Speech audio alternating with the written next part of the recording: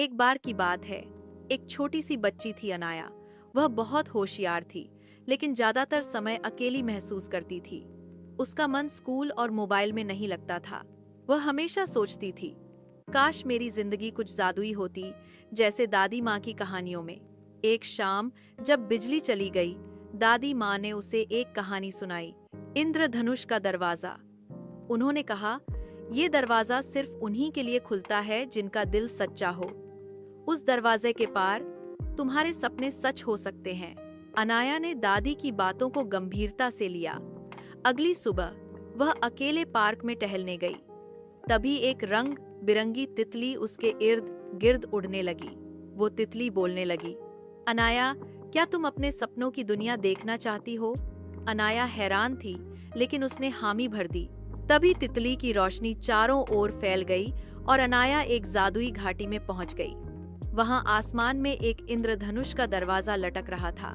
वह दरवाजा धीरे धीरे खुला और अनाया भीतर चली गई। अंदर सब कुछ चमकदार और सुंदर था, खिलौने, मिठाइयाँ, दोस्त और एक महल। वहां उसे मिली एक सुंदर परी दर्पण रानी। उन्होंने कहा, यहाँ तुम्हारी हर इच्छा पूरी होगी। कुछ दिनों तक अनाया बहुत खुश रही, लेकिन धीरे धीरे उसे अपनी दादी की याद आने लगी। वो अकेलेपन को फिर से महसूस करने लगी।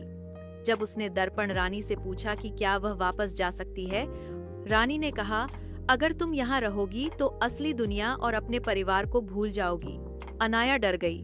उसने सोचा, क्या मैं अपने सपनों के लिए दादी को भूल सकती हूँ? जवाब था नहीं। उसने अपनी आंखें बंद की और मन में कहा, मैं घर जाना चाहती हूँ। तभी इंद्रधनुष का दरवाजा फिर से सामने आ गया। वह उसमें कूद गई। अगली बार जब उसने आंखें खोली, वह अपने बिस्तर पर थी। दादी मुस्कुरा रही थी और बोली, उठ जाओ, सोती ही रहोगी क्या? अनाया ने दादी को गले लगा लिया और बोली, अब मुझे पता है, असली जादू आपकी कहानियों में है। और उस दिन के बाद से अनाया ने अपने सपनों और परिवार दोनों को थामना सीख लिया। कहानी की सीख, सपनों की दुनिया कितनी भी सुंदर क्यों न हो, असली खुशी अपनों के साथ होती है। परिवार और सच्चे रिश्तों की जगह कोई जादू नहीं ले सकता।